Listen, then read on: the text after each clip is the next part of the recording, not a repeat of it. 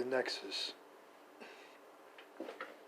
There are numerous and interesting anomalies through our galaxy that defies our current understanding of the universe or nature itself.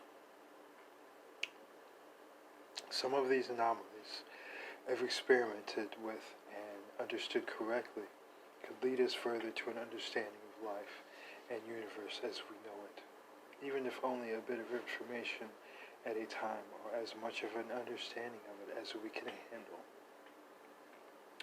I am not a quantum physicist or a scientist per se, far from it, or an astronaut, but even every once in a while, I like to research particular variances that occur in our universe that helps me to personally to understand our existence and how it affects our reality.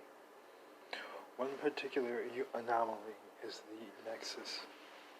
In my current understanding and investigation of the Nexus, I have found that it could help questioners of life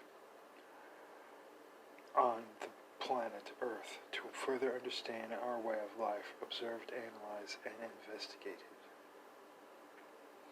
The Nexus is popularly known in the science fiction movie Star Trek as an extra-dimensional realm in which one's thoughts and desires shape a reality.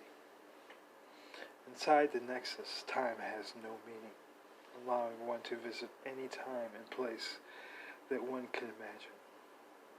The entrance to the Nexus was a violent temporal energy ribbon which crossed through the galaxy every 39.1 years. In the movie, Nexus is described as like being inside joy. Inside the Nexus, all of a person's desires becomes reality, and one can reshape the reality to visit any time and any place one chooses. Once one enters into the Nexus, one will never want to leave.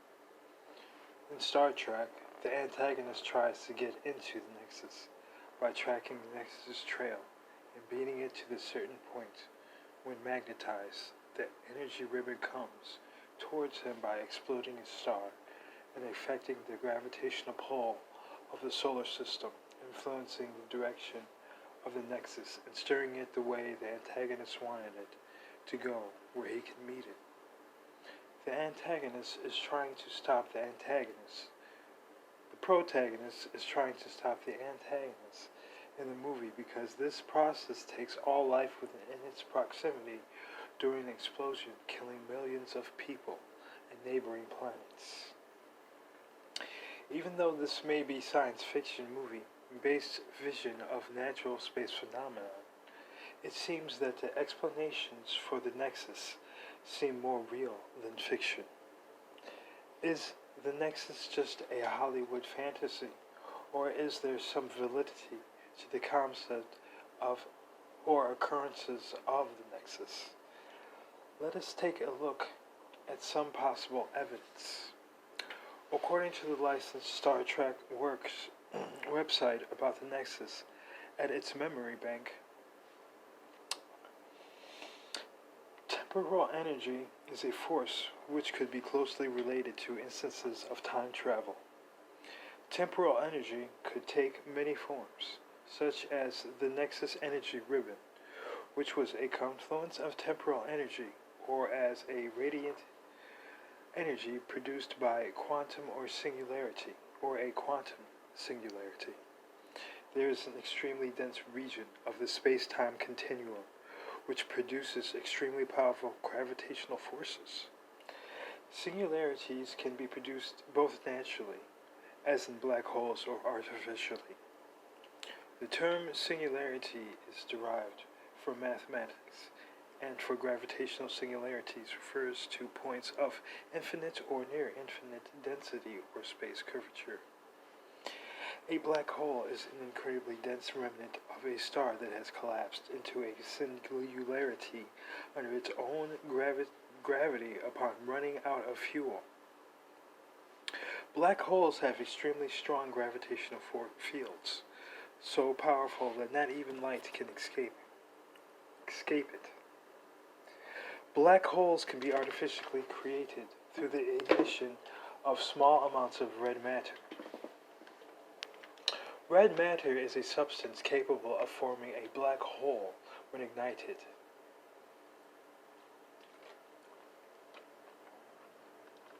In the movie, the antagonist creates a black hole by blowing up a star.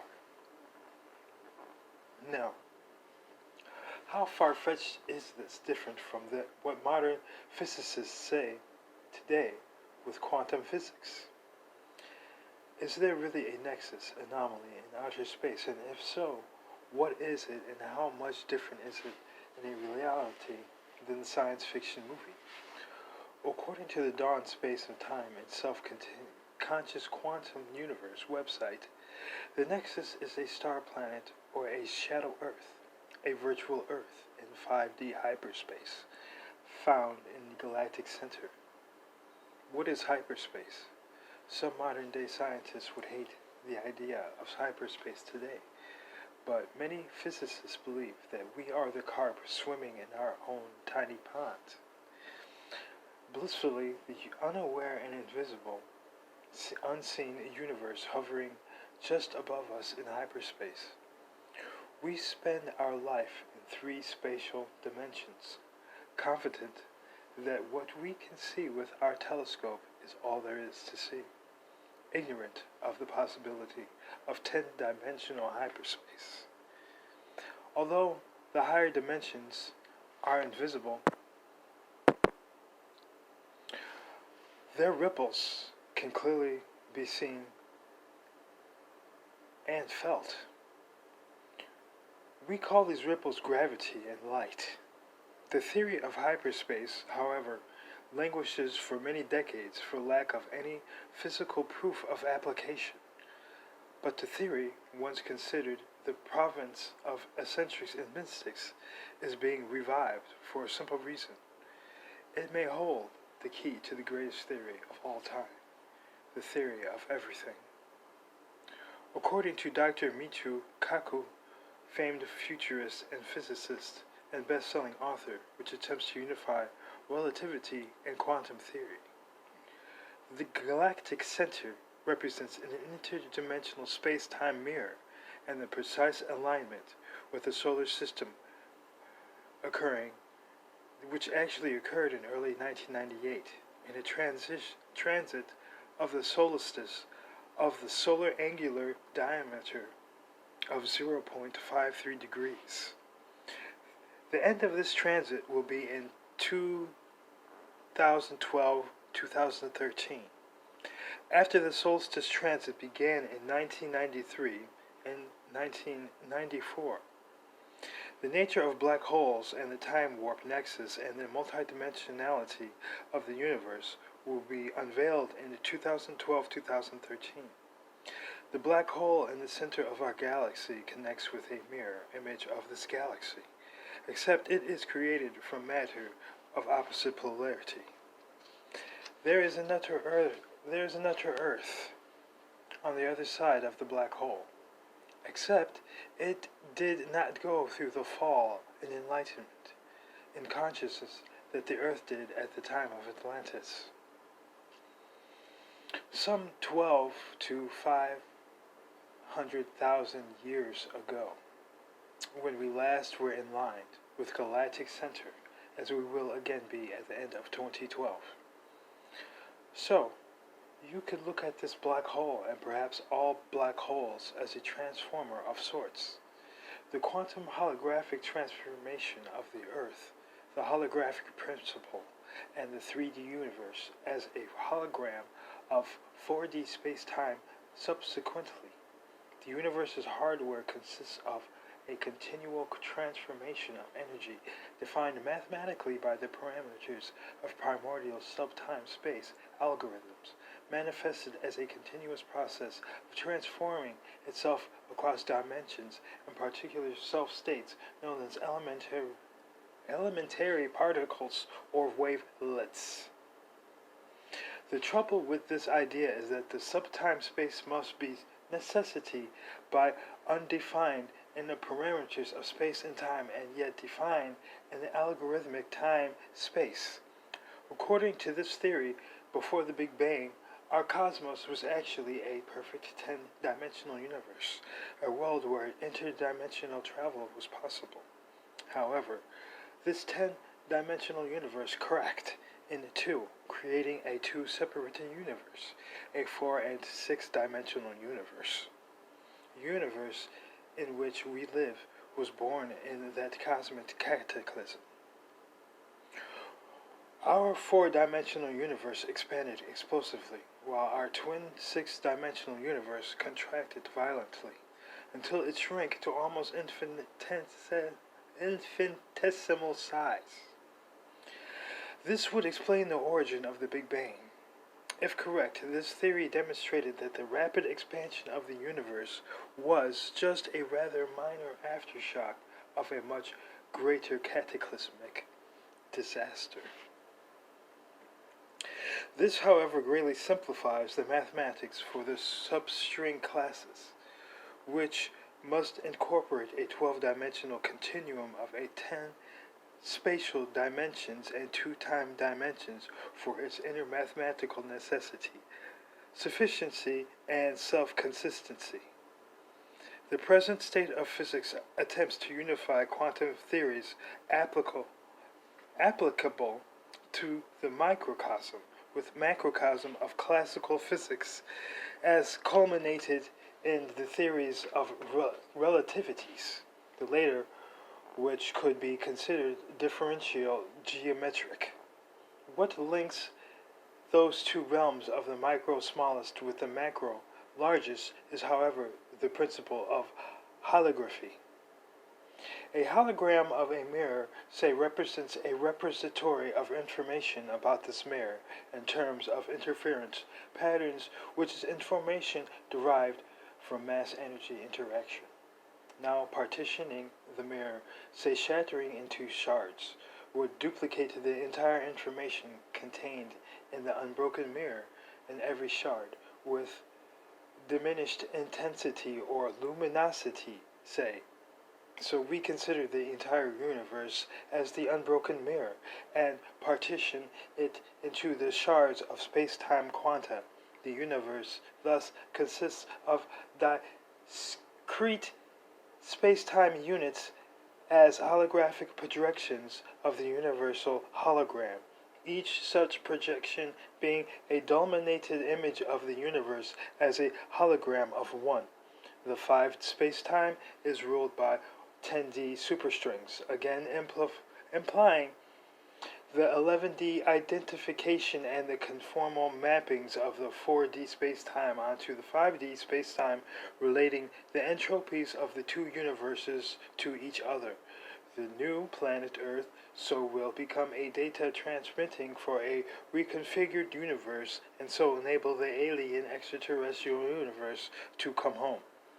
This homecoming of the aliens requires a planetary mirror function to empower the unity of the fractal nature of the 11-dimensional universe to manifest itself. The old planet Earth was deemed necessary by all extraterrestrial cosmic intelligence to collected and unified, to first activate as a context-serving data collector in the principality of absorption. In other words, the real nature and purpose of the Earth was to act as a planetary black hole for the benefit of the extraterrestrials' cosmos. The 5D space-time is ruled by 10D superstrings, again implying the 11D identification and conformal mappings of the 4D space-time onto the 5D space-time relate the entropies of the two universes to each other. It is found that a black hole in 5D is equivalent to hot radiation in 4D, as the hologram of the black hole's entropy has thermodynamic entropy. The source entropy of outflow in 4D is found to match the sink entropy of inflow in 5D. In conclusion, this all sounds pretty scary. or it's pretty spacey, and even incomprehensible to a certain degree or viewpoint. But is all of these real or just theoretical? Did Hollywood fill our heads full of zany sci-fi ideas of a fantasy galaxy-based universe? Or is there some true credibility to some of what they include in fancy Hollywood cinema? My research has led me to believe that yes, Hollywood has in fact rolled one over on us by telling us facts about the nature of our reality, while at the same time masking it by calling it fiction, leaving the audience to believe that it is mostly just make-believe. The Nexus may not be exactly as it is depicted in the movie, but there are obviously some similarities, at least scientifically, and the reality and the nature of it does seem very real and possible in universe, or the unknown universe. Our future depends on whether or not we seek to find out and prepare for the truth, and to apply it when necessary. Sometimes fantasy is better than the reality, but in the movie Star Trek, the antagonist alters the gravitational force influencing the energy ribbon and bringing it to the planet Liridian 3, where he would be waiting for it.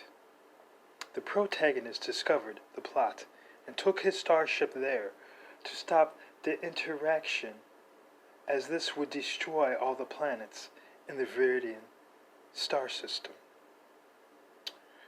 So for fun, I made a graph to show how the antagonist may have charted the energy ribbon Nexus to the Viridian planet. End.